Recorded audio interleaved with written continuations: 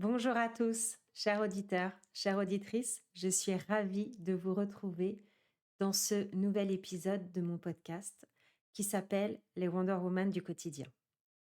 Un sujet qui me tient vraiment à cœur.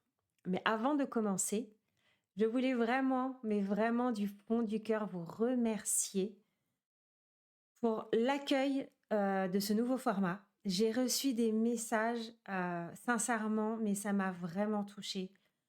Lorsque j'ai voulu lancer ce podcast, c'était vraiment pour partager avec vous des morceaux de ma vie, pour essayer peut-être de vous inspirer, de vous donner envie d'actionner, voilà.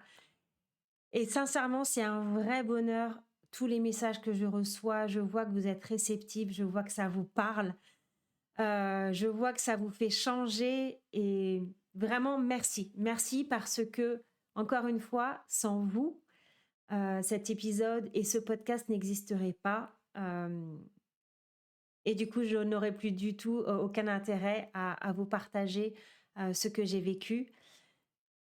Et encore une fois, ça me tient vraiment à cœur de pouvoir le faire parce que je pense que nous sommes plusieurs à avoir des vies plutôt difficiles et que parfois ça fait du bien de voir des gens qui s'en sont sortis, comment ils ont réussi à aller de l'avant.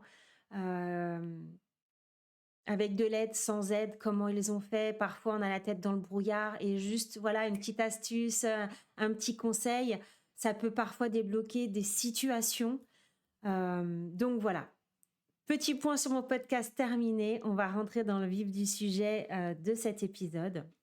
Alors pourquoi déjà Euh, Alors voilà, en fait, j'ai une petite figurine qui me tient vraiment à cœur. Regardez, elle est là.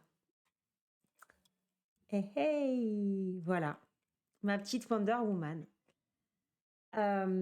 Déjà parce que quand j'étais petite, j'adorais la série avec Linda Carter. Vraiment, j'étais fan, mais 100% fan. Je ratais aucun épisode, j'adorais sa prestance, le fait que ce soit une femme comme tout le monde et d'un seul coup, hop, des super pouvoirs et puis on va sauver le monde.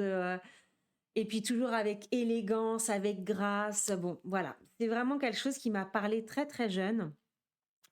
Et mais sans vraiment comprendre bien l'impact que ce Wonder Woman pourrait avoir aujourd'hui dans les années 2020-23. Mais en tout cas, voilà, à l'époque, c'était vraiment voilà, un personnage qui me plaisait bien. Après, c'est vrai qu'en grandissant et quand je faisais le rapport avec ma vie, avec tout ce que j'ai pu vivre, à chaque fois, c'est quelque chose qui revenait. C'était: «Ah non mais Florence, sincèrement, tu Wonder Woman avec tout ce qui t'est arrivé dans la vie» et encore là, il y a pas longtemps avec mes podcasts, vous êtes beaucoup à me le dire, voilà, avec ce qui t'est arrivé dans ta vie, franchement, t'es forte, c'est inspirant. Mais voilà, ce mot Wonder Woman revient tout le temps. Alors d'ailleurs, mon compte perso sur Instagram s'appelle Amazon Spirit, donc Amazon. Amazon pour le petit clin d'œil des Wonder Woman justement, puisque ce sont des Amazones. Mais bon voilà, heu, tout ça pour dire que, en fait, dans ma vie, depuis que je suis petite, j'ai vécu des choses pas drôles. Alors je ne suis pas la seule, hein, j'en suis bien consciente. Mais j'ai envie de dire que à chaque fois que j'ai vécu des choses, je suis tombée, je me suis relevée, je suis tombée, je me suis relevée. J'ai vécu des émotions, j'ai eu des ressentis, sauf qu'à chaque fois j'étais seule. Seule face à tout ça, sans personne à m'expliquer, hem, bah, que c'était normal peut-être de ressentir ça ou ça, de m'accompagner, de juste de me prendre la main et de m'écouter, me conseiller, bon voilà. Et c'est vrai que c'est très, très compliqué parce que quand on vous dit: «Non mais Florence, tu vraiment quelqu'un de forte», bah, en fait, aujourd'hui, j'ai envie de vous dire: «Mais non, en fait, c'est pas un compliment. Arrêtez de le dire aux gens. Ce n'est pas un compliment». Parce que on est devenu fort malgré nous. On est devenu fort parce qu'on s'est cassé la figure et qu'en fait, on a dû se relever tout seul, on a dû compter sur personne. Personne n'était là pour nous. Donc finalement, Moi, j'ai plutôt envie de dire que non, ce n'est pas un compliment quand on vous dit que vous êtes quelqu'un de fort.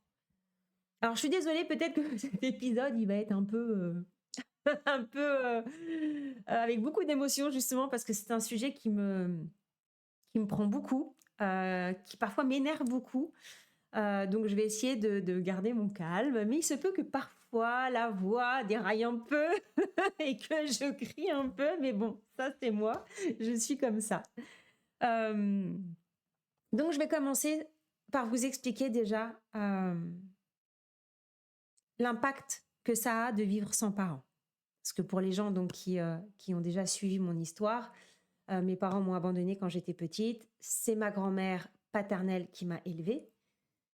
Donc j'ai eu une enfance heureuse avec ma grand-mère. Sincèrement, elle m'a donné tout ce qu'elle pouvait me donner, même si à l'instant T, on a toujours des choses à dire. Mais on en reviendra un petit peu plus tard sur le sujet.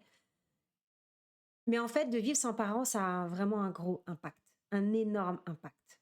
Déjà, quand on est une fille, de ne pas avoir l'image paternelle, mais c'est une catastrophe. C'est une catastrophe parce que pour une petite fille, avoir son papa, avoir l'image de son papa, c'est rassurant, c'est sécurisant.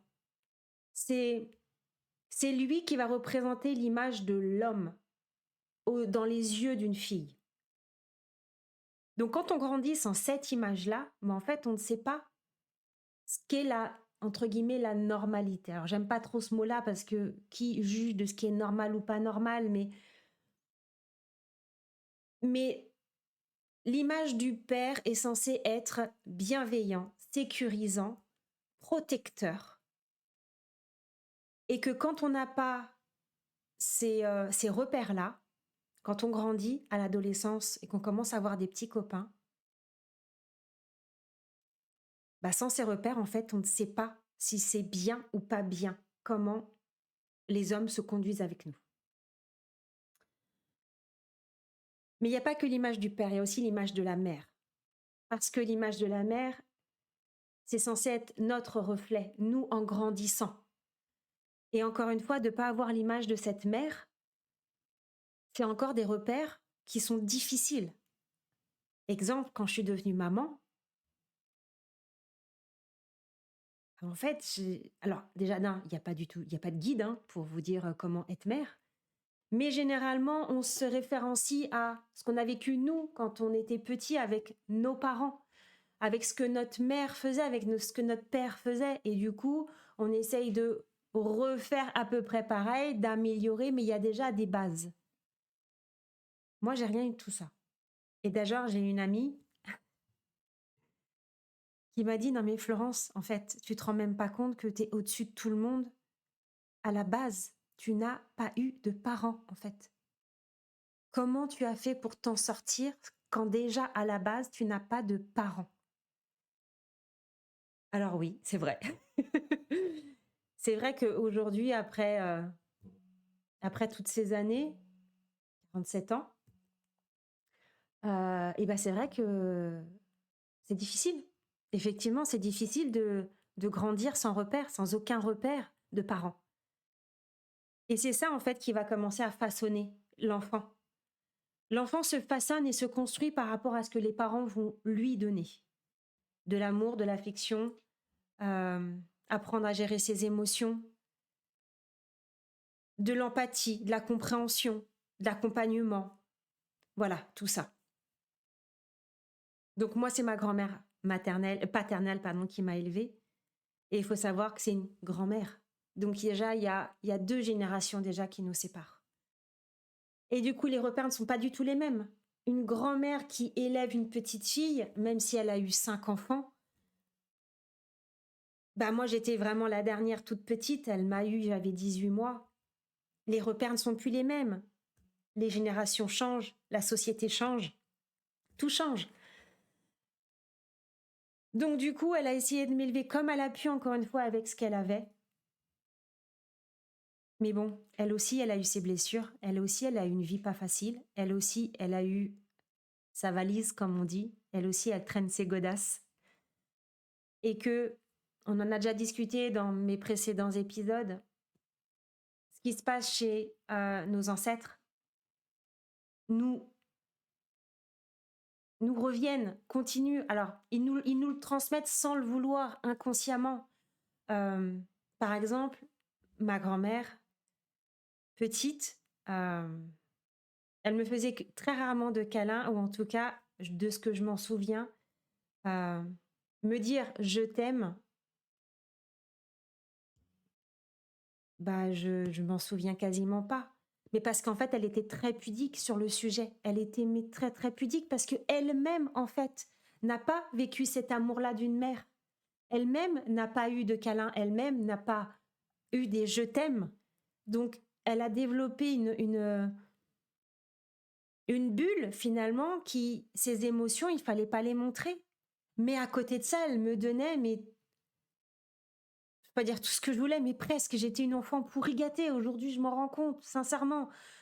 Je voulais quelque chose, je l'avais. Alors, il y avait aussi ce côté un peu du jeu du bâton et de la carotte.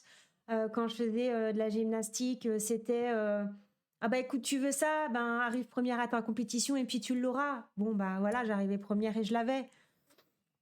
Donc en plus de ça, j'ai développé ce côté de mérite. Pour avoir quelque chose, il faut le mériter et finalement, c'est pas très sain. Alors encore une fois, hein, moi ma grand-mère, je l'aime et même si elle n'est plus là, mais je l'aime du fond de mon cœur. Et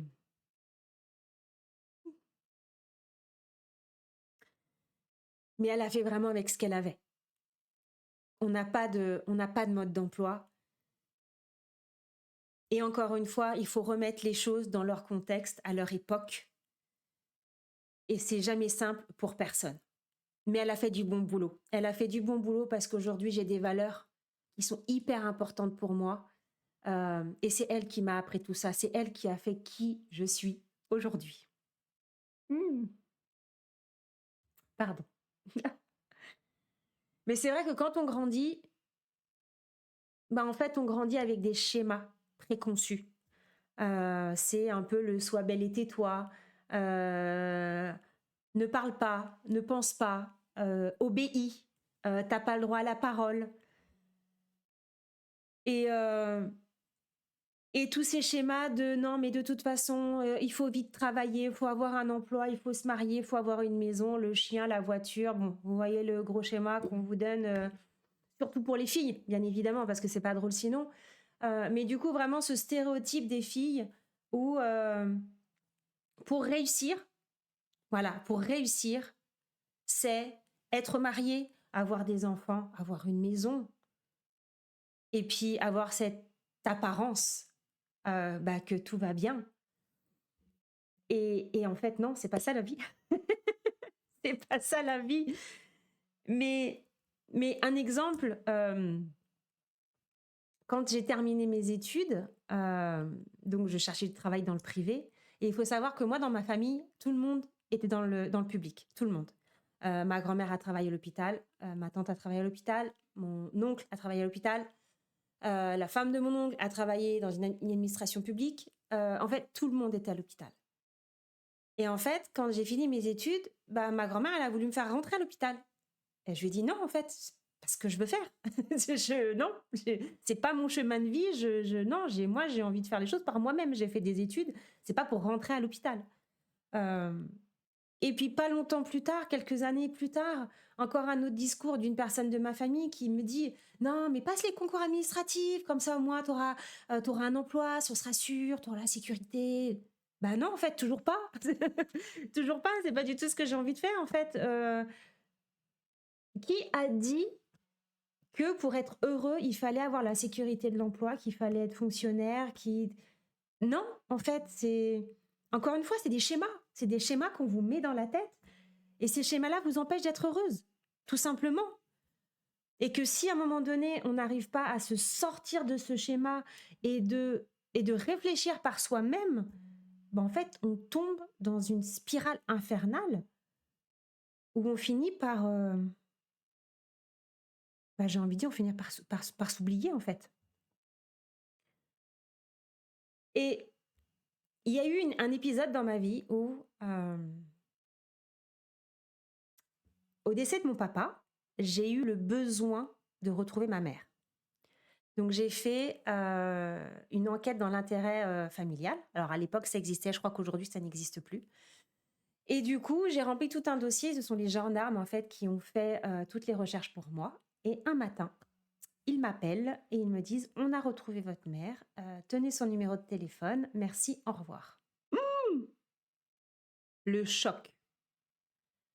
Mais alors le choc, vous imaginez même pas comment. Je l'attendais pas. Je m'étais dit bon allez, peut-être que ça va marcher, peut-être pas.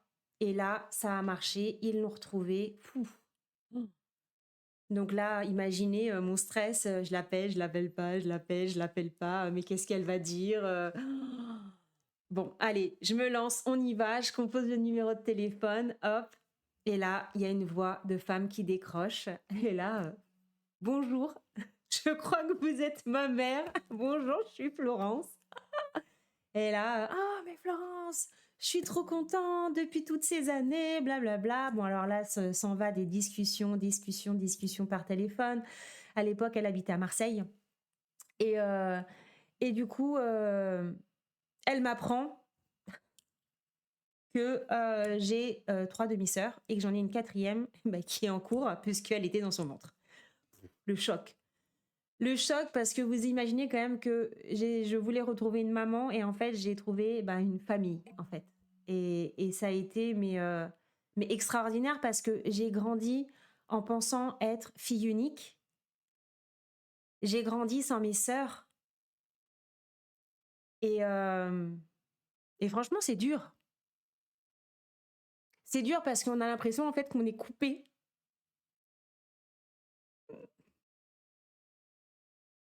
On a l'impression en fait que alors quand j'ai grandi, non, parce que je ne le savais pas, j'avais pas l'information. Mais après coup, je me suis dit, mais tout ce que j'ai raté, en fait, tout ce que j'ai raté de mes sœurs, je les ai pas vues naître, je les ai pas vues grandir, je les ai pas vues marcher, j'ai rien partagé avec elles, en fait. Alors, vous inquiétez pas, on s'est bien rattrapé. On s'est vraiment bien rattrapé, mais en fait, c'est un manque. C'est vraiment un manque qui... c'est un vide, finalement, que vous avez. Donc, bref, on finit par se voir, on se rencontre, et là, tout se passe bien. Tout se passe bien, on fait connaissance, et la maman copine dont je rêvais, génial. Et puis je repars sur Paris, et puis bon, on s'appelle de temps en temps, on s'envoie des messages. Et puis au fur et à mesure du temps, les appels s'espacent, les messages s'espacent, et puis si j'appelle pas, elle appelle pas. Et puis bon, compliqué. Et puis bon, voilà, des reproches, des petites embrouilles. Bon, moi, j'ai commencé à prendre un peu mes distances de mon côté. Et à ce moment-là, j'ai la plus grande de mes petites sœurs qui me dit: allez, viens, on va tous en week-end chez la grand-mère. Ça va faire du bien un week-end en famille. S'il te plaît, fais-le pour nous. Viens. Et j'ai dit: ok, pas de problème, je viens. Donc on y va, on passe le week-end là-bas à la campagne. Alors cela dit, on a c'est bien marré parce que je me souviens d'une partie de pétanque où on a fait les adultes contre les enfants, sauf que les adultes à 14h étaient complètement bourrés, tenaient plus debout, et ça a été, mais alors une blague en fait, c'était juste une grosse blague cette partie de pétanque. Bref. Sauf que de fil en aiguille, tension, on arrive le soir où en fait, moi je suis quand même adulte à ce moment-là. Et en fait, il y a personne qui me dit ce que j'ai à faire, parce que de toute façon, de toute ma vie, personne ne m'a rien dit. Ma grand-mère m'a tellement laissé de liberté. Elle avait confiance en moi. Elle m'a laissé faire ce que je voulais. J'ai jamais fait de conneries parce que justement, elle m'a laissé faire ce que je voulais. Et c'est surtout que oui, j'ai décidé très tôt de ce que je voulais faire. Mes études, je me suis débrouillée toute seule. Les inscriptions, je me suis débrouillée toute seule. J'avais des jobs à côté, je me suis débrouillée toute seule pour passer mes entretiens, pour chercher, pour aller travailler. Je faisais des extras dans les hôtels le matin pour servir les petits déjeuners. J'ai voulu partir en tant que fille au pair à l'étranger. Je me suis débrouillée pour ça aussi. Je me suis toujours débrouillée toute seule dans ma vie, en fait. Et là, je tombe sur, en fait, une maman d'un seul coup qui veut prendre son rôle de maman, sauf qu'en fait, je suis adulte, je suis majeure, je ne suis plus une enfant de 8 ans. Donc là, il y a clash. Et que là, dans le clash, et en plus, elle malheureusement était alcoolisée parce qu'il faut savoir que cette maman-là est alcoolique. Elle me regarde droit dans les yeux et elle me dit, mais de toute façon, tu as gâché ma vie. Et là,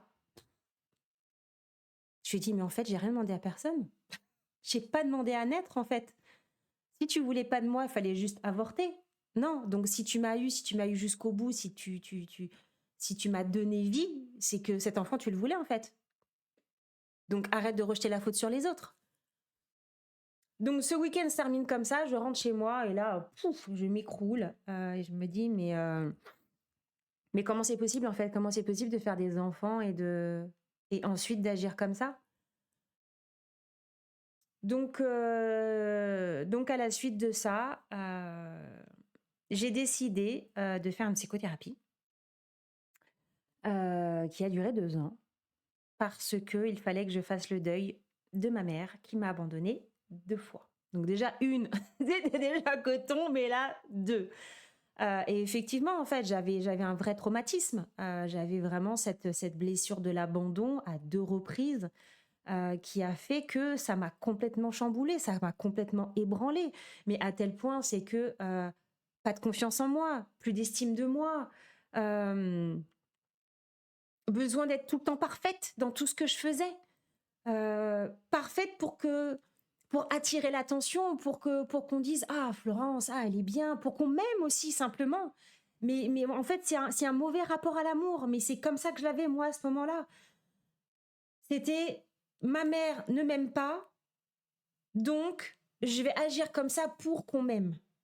Et du coup, essayer de me façonner, essayer d'être comme les gens veulent que je sois pour qu'on m'aime. Parce que si je suis comme je suis, en fait, on m'aime pas puisque ma mère m'a pas aimée comme j'étais. Donc du coup, je vais essayer de devenir une autre personne pour que les autres m'aiment, puisque ça marche pas d'être Florence. Le problème, c'est qu'en fait, on finit par se perdre. On finit par se perdre parce que on a cette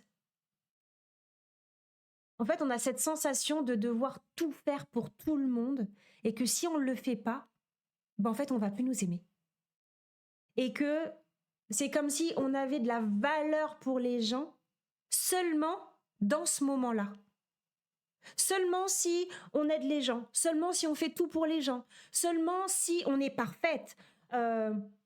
Moi, mais pendant des années, j'ai essayé d'être la petite copine parfaite, la femme parfaite, la maman parfaite, l'employée parfaite, celle qui fait tout bien, qui fait tout à 2000%, qui fait tout plus que tout le monde. Et dès qu'on disait waouh Florence, mais c'est génial ce que tu fais, et moi c'était là où je me dis ah ça y est les gens ils m'aiment. Bullshit en fait, mais en fait ça m'a détruit la vie en fait. Complètement détruit la vie. Et aujourd'hui, je vois encore des gens qui sont dans ce schéma-là. Et j'ai envie de leur dire, mais réveillez-vous, parce que c'est pas ça la vie, en fait. C'est vraiment pas ça. Alors, encore une fois, quand on est dedans, on ne le voit pas. C'est déjà d'une, quand on vit des choses qui font que ça nous sorte, quand on rencontre des gens qui essayent de nous en sortir, mais finalement, c'est quand on fait un travail sur soi-même qu'on se sort, qu'on prend du recul, et là, on se dit, mais toutes ces années que j'ai perdues à pas être moi, juste pour être aimée par des gens qui en fait s'en foutaient de moi. Ils s'en foutaient radicalement parce que les gens, quand ils vous aiment vraiment, ils vous aiment pour qui vous êtes. Vous n'avez pas besoin de jouer un rôle pour les gens qui sont autour de vous. Moi, aujourd'hui, mon mari, je joue pas de rôle avec lui, je suis comme je suis. Mes enfants, je suis comme je suis, je joue plus le rôle de cette mère parfaite. Je suis comme je suis, avec mes défauts, avec mes qualités. J'ai jamais appris à être maman, c'est mes enfants qui m'ont appris à comment devenir une maman. Je suis maman depuis que mes enfants sont nés, donc c'est grâce à eux que je suis maman. Et en fait, je veux pas être parfaite. Je veux pas être parfaite parce que finalement, la perfection n'existe pas. Et moi, ça m'a gâché la vie. Ça m'a gâché la vie, ce côté de vouloir être perfectionniste tout le temps. Et encore aujourd'hui, dans mon boulot, Odessa Graphique, je me fais violence. Mais parfois, il y a encore ce trait de caractère qui revient et qui me dit non, là, c'est pas parfait, il faut pas le faire. Ne publie pas, ne fais pas ci, ne fais pas cette offre, ne fais pas comme ci, ne fais pas comme ça, c'est pas parfait. Mais en fait, on s'en fiche que ce soit parfait. Du moment que toi, tu es bien dans tes baskets, que tu sais ce que tu dis et que tu es aligné avec tes idées, et ben en fait, ça se passera bien. C'est aussi simple que ça. Mais quand on est dans ce truc de je fais les choses pour les autres, je ne suis plus moi, je suis cette personne, je joue le rôle de cette personne que tout le monde aime parce que je veux qu'on m'aime, ben en fait, c'est là où on fait des mauvaises surprises. Quoi, des mauvaises surprises, pardon, des mauvaises rencontres.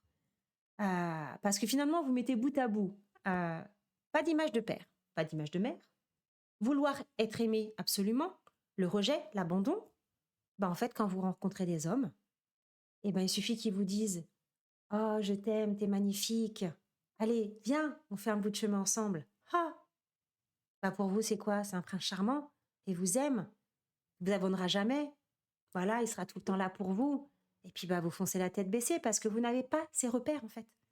Vous n'avez pas ces repères du père protecteur, de ce qui est une vraie personne bienveillante.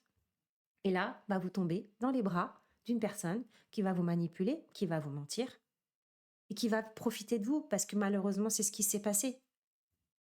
Dans ma relation elle a énormément compté pour moi parce que c'est pas une erreur. Je suis restée 7 ans avec cette personne. On a eu un enfant ensemble. Je l'ai aimé, mais comme jamais j'ai aimé quelqu'un. Ça a été vraiment, mais dans mes tripes, à tel point, c'est que si j'avais pas aimé comme je l'ai aimé, je pense que à la première erreur, ou en tout cas au premier truc bizarre, chelou, je serais partie. Sauf qu'en fait, non, je suis pas partie. Parce que bah, pour moi, je l'aimais, et puis lui m'aimait, et puis je comptais à ses yeux, et puis c'était avec lui. Et donc, bah, on accepte, on accepte, on accepte. Et, et en fait, on finit par s'oublier. Et, et c'est surtout que on s'épuise, on se perd, et on finit par accepter l'inacceptable. Parce qu'en fait, ça se fait doucement sur la longueur. Au début, quand je me suis mis en couple avec lui, c'était non. Moi, la tromperie, tu me trompes, je m'en vais tout de suite, on se sépare. Ouais, bon, bah, il m'a trompée, je suis restée. Voilà. Et ainsi de suite. Et puis on finit par fermer les yeux, et puis on finit par, ouais, c'est pas grave, bah, ça aussi, c'est de ma faute aussi. Hop, on renverse la tendance. Parce qu'après, bah, c'est nous aussi les fautifs. Parce que c'est nous qui avons fait des choses, forcément. Puis comme, encore une fois, il y a ce manque d'estime, cette manque de confiance, on ne sait plus qui on est, et ben en fait, on dit, bah oui, c'est moi aussi, en fait. Bah oui, c'est de ma faute. C'est parce que si je suis comme ci, je suis comme ça. Non, en fait, non, non, non, non, non. Bullshit, ça aussi. Non. On ne mérite pas d'être traité comme ça, en fait. Personne ne mérite d'être traité comme ça. Chaque personne a le droit au respect. On peut ne pas être d'accord, on peut ne pas avoir les mêmes idées, les mêmes valeurs, les mêmes qualités, mais il y a une chose qui est primordiale, c'est le respect de l'être humain que nous sommes tous, en fait. Donc, il n'y a pas de tromperie, il n'y a pas de on humilie, il n'y a pas de on tape, on frappe, le harcèlement, il n'y a pas tout ça, en fait, ça n'existe pas, ça ne devrait jamais exister, jamais, jamais, jamais, jamais, en fait. À partir du moment où vous rencontrez une situation où vous ressentez ça, mais fuyez, fuyez tout de suite et allez loin, loin, loin, loin. Et en fait, quand j'ai vécu tout ça, alors ça s'est clôturé cette histoire que, bah, à force de me tromper, il est arrivé ce qui devait arriver, bah, il m'a fait un enfant dans le dos. Pas longtemps après la naissance de mon fils en plus. Donc là, ça a été très très dur, mais très très dur parce que je me suis dit, mais avec tous les efforts que j'ai faits, pourquoi en fait j'étais parfaite? Pourquoi? Pourquoi il m'a trompée? Pourquoi il s'est passé ci? Pourquoi il m'a traité comme ça en fait? Et là, pouf, alors là, vous descendez, mais alors à 10 000 pieds sous terre. Et alors encore moins de confiance, encore moins d'estime, encore, vous croyez encore moins en vous. Et là, alors en plus de la blessure de l'abandon, vous rajoutez la blessure du rejet, de l'humiliation. Je crois que je les ai tous eu, les blessures. Et là, en fait, eh ben, vous vous retrouvez seul face à vous-même. Et en fait, c'est dans ces moments-là que vous arriverez à vous reconstruire. J'ai pris la décision de partir. Lorsque j'ai su pour cet enfant, je me suis retrouvée à pleurer dans les toilettes et à me dire, ça va être ça toute ma vie en fait. Toute ma vie, il va falloir que j'explique aux gens, bonjour, voilà mon fils et voilà sa sœur. Sa sœur? Vous savez pas que c'est une fille? Ah non, c'est la fille de mon mari. Ben non, en fait, non, je peux pas vivre ma vie, à passer ma vie en fait à justifier aux gens et à dire aux gens tous les jours, tout le temps que je vais rencontrer des gens, regardez, mon mari m'a trompée. Non, en fait, c'est pas une vie. C'est pas une vie. En tout cas, moi, c'est pas comme ça que j'ai voulu passer le reste de ma vie. Donc, j'ai pris la décision de partir. J'ai pris mon fils sous le bras et je suis partie. Je me suis trouvé un appartement. J'avais déjà un boulot. Et j'ai vécu ma meilleure vie. Seule, avec mon fils. Une semaine sur deux. Alors non, c'était pas une semaine sur deux. C'était un week-end sur deux et la moitié des vacances scolaires. Mais j'étais avec mon fils. J'avais de compte à rendre à personne. Et je vivais ma vie paisiblement. Et là, on est face à soi-même. Et c'est là où le travail démarre. C'est des moments de faiblesse, des moments de solitude, des moments où on est au fond du trou, des moments où on se relève, où on va bien, où on va faire la fête, et on va moins bien, et on redescend. Et en fait, c'est l'ascenseur émotionnel, comme ça, pendant des années. Moi, ça a duré 5 ans. Pendant 5 ans, j'ai fait l'ascenseur émotionnel. Je me suis cherchée. Je ne m'étais pas trouvée. J'ai cherché à, encore une fois, ah bah tiens, je vais essayer d'être comme ci, ah bah tiens, je vais essayer d'être comme ça, ah bah tiens, je vais faire plaisir. Et puis pour faire plaisir, je vais faire comme ci, puis je vais faire comme ça. Et puis vous avez encore aussi des gens dans la famille qui vous descendent au lieu de vous accompagner. Et au lieu de comprendre ce que vous êtes en train de vivre, bah non, ils en rajoutent encore sur votre dos. Parce qu'à aucun moment, mais je dis bien à aucun moment, dans tout ce que j'ai vécu, il y a des personnes de ma famille qui sont venues me voir, qui m'ont regardé droit dans les yeux et qui m'ont dit, Florence, est-ce que ça va? Est-ce que ça va aujourd'hui dans ta vie? Comment tu te sens vraiment? Parce que là, l'apparence, là, c'est bien sympa, là, hein, t'as l'impression que tout va bien, tu rigoles, c'est génial. Mais toi, là, toi, est-ce que toi, tu vas bien? Bah non, en fait, personne. Ah, je mens, si, une personne. Mais bon, elle a toujours été là, ma meilleure amie. Elle a toujours été là. Et, et à ce moment-là, il y a eu un moment où j'étais vraiment au fond du trou. Parce que, alors, il y a eu une période de ma vie où en fait, où j'ai tout perdu. J'ai perdu mon boulot, licenciement économique. Du coup, j'ai perdu mon appartement parce que je pouvais plus payer mon loyer. Sauf que j'avais mon petit garçon. Et, et en fait, pour qu'il puisse avoir un toit, j'ai pris la décision de me séparer de lui pendant 2 ans. Et de le donner à son père pendant 2 ans, même si je savais que c'était pas la bonne solution. Et qu'il serait pas forcément heureux. Mais cette décision, je l'ai prise parce que moi, il fallait que je me reconstruise, en fait. Il fallait que je retrouve un appartement, que je retrouve un travail. Et en fait, pendant tout ce temps, j'ai été hébergée dans de la famille, mais en fait, ça a été compliqué, en fait. Ça a été très, très compliqué parce qu'on vous dit, non, mais vas-y, tu peux sortir, il n'y a pas de problème. Sauf qu'en fait, non, vous ne pouvez pas sortir. Je te remets dans ma voiture parce qu'il ne fallait pas déranger. Et en fait, c'est pas une vie. C'est pas une vie. Et à ce moment-là, honnêtement, quand vous perdez tout, mais vraiment, vous perdez tout, ben en fait, j'ai eu qu'une seule envie, en fait, c'était de me suicider. Parce que plus aucun intérêt, en fait, plus aucun intérêt d'être sur cette vie. dans cette vie, dans ce monde, parce qu'en fait, j'avais tout perdu jusqu'à mon fils. Et du coup, j'ai perdu toutes mes copines, j'ai perdu tout le monde, sauf une, où je lui ai dit: «Là, en fait, j'ai pas envie, en fait, j'ai pas envie de parler. Je suis dans un trou, je suis au fond du trou là, tu vois, il y a un trou, je suis à l'intérieur et en fait, j'ai pas envie d'en sortir, en fait, je veux juste qu'on m'y laisse dans ce trou-là». Et la première chose qu'elle m'a dite, c'est: «T'inquiète pas». Elle a dit: «Moi, je serai toujours là et ma main sera là et quand tu voudras en sortir, bah, tu attrapes ma main et tu en sortiras».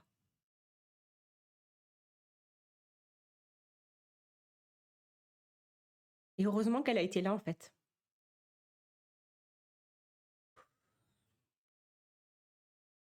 Heureusement qu'elle a été là parce que cette période de ma vie, elle a été très, très difficile, mais vraiment très difficile. Ces 5 ans ont été les plus difficiles de ma vie. Mais je pense qu'il fallait que je vive ça pour que derrière je vive tout ce que je vis depuis, en fait. Il faut savoir que, à la suite de ça, bah, en fait, j'ai rencontré mon mari et en fait, il a réparé mon petit cœur. Il m'a laissé le temps de me réparer, vraiment. Si vous saviez à quel point je l'ai maltraité au début de notre relation. Le pauvre. Parce que j'avais pas confiance. J'avais pas confiance ni en lui ni en moi. J'avais confiance en rien et en fait, il l'a compris. Il a compris que j'étais complètement détruite. Il a compris qu'il allait me falloir du temps et qu'en fait, il a compris que c'était aussi à lui de faire en sorte de me redonner confiance. Et c'est ce qu'il a fait, en fait. Et toutes les petites actions qu'il a faites ont contribué à ma réparation et à tout ce qui s'est passé derrière. Au bout de 2 ans, on a pris un appartement ensemble, quoi. Non, au bout de 2 ans, je dis des bêtises, non, parce qu'on s'est on a emménagé très rapidement, mais au bout de 2 ans de séparation de mon fils, en fait, j'ai récupéré la garde de mon fils. Parce qu'en fait, on a emménagé avec mon mari aujourd'hui. Heu, on a pu prendre un appartement, j'ai pu récupérer mon fils, j'ai pu récupérer sa garde et du coup reconstruire une famille. Alors une famille recomposée, mais reconstruire une famille. Et petit pas par petit pas, m'a amenée sur le chemin de qui je suis aujourd'hui. Et en fait, j'ai vraiment envie de vous dire, mais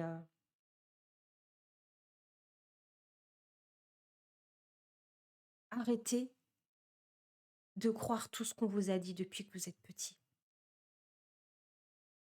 On vous a conditionné.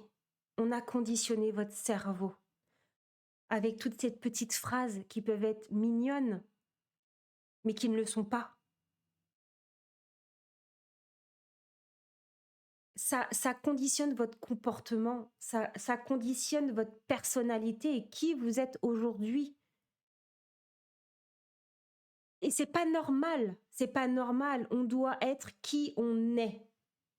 Aujourd'hui, ma fille, alors j'essaye de rectifier le tir avec mon fils parce que, bah, encore une fois, malheureusement, il y a 15 ans, j'avais pas du tout toute cette optique, j'avais pas toute cette réflexion, j'avais pas tout ce recul. Donc c'est vrai qu'aujourd'hui, j'accompagne pas ma fille comme j'ai pu accompagner mon fils, mais j'essaye d'être présente tous les jours, de les aider dans les émotions, de les aider à s'exprimer, à être eux-mêmes, à ne pas les stéréotyper comme on peut le faire, à ne pas comparer les enfants comme on peut le faire. Parce que soi-disant aujourd'hui un enfant turbulent, ah bah vous comprenez, il est mal poli. Non, en fait, un enfant turbulent, c'est simplement un enfant qui est actif, qui est heureux et qui est heureux de vivre, en fait. Maintenant, il faut faire la différence entre effectivement des enfants qui sont mal polis, qui n'ont pas cet accompagnement et du coup qui n'ont pas ce respect avec simplement des enfants qui sont des enfants, en fait. Il faut juste remettre le contexte dans leur place. Aujourd'hui, vous n'imaginez même pas, mais à quel point c'est dur pour un enfant dans ce monde d'adultes que nous sommes. Nous sommes toujours pressés, nous n'avons jamais le temps. euh, et on leur demande tellement de choses, ils ont tellement d'attentes sur leurs épaules, en fait. Alors que eux, ils ont juste envie de prendre le temps, d'apprendre et de passer du temps avec nous. En fait, ils s'en fichent de tout ce qu'on peut leur acheter, de leur donner. En fait, ils veulent juste passer du temps avec nous et du temps de qualité. Et c'est ça qui va bien les faire grandir. C'est ça qui va leur donner des repères pour bien grandir. Ces repères d'une maman, d'un papa, d'une maman qui sera toujours là pour eux, d'un papa protecteur, sécurité. Et c'est ces valeurs-là et c'est cette image-là qui va les faire grandir et que quand ils seront adultes, eh bien, je peux vous certifier que ma fille ne tombera pas dans les mains du premier manipulateur qui va lui dire « Oh, Diana, mais qu'est-ce que t'es belle, t'es magnifique !» Non, parce que ma fille, elle est magnifique tous les jours et son père lui dit tous les jours. Donc là, il lui dira « Ouais, je sais. » Ça va se terminer comme ça et le mec, il va se barrer. Voilà, allez hop, dégage, emballé, c'est pesé. En fait, c'est ça qui va faire la différence. C'est vraiment de comment, aujourd'hui, vous, en tant que parent, vous allez accompagner vos enfants pour que les schémas ne se reproduisent pas. J'en ai fini aujourd'hui pour le sujet. Et je dis bien aujourd'hui parce que la semaine prochaine, je vais faire un premier épisode avec un invité. Et justement, je vais inviter Laetitia Gallard, qui est experte en relations toxiques, à venir me rejoindre sur mon podcast et pour justement partager ce sujet et donc son point de vue, ses conseils. Et j'ai vraiment, mais vraiment hâte de vous retrouver la semaine prochaine pour vous partager ça en duo. Sur ce, n'hésitez pas à m'envoyer vos petits messages, à noter, à commenter. Je me ferai vraiment un plaisir. Et puis, je vous souhaite une belle semaine, une belle soirée et à très bientôt.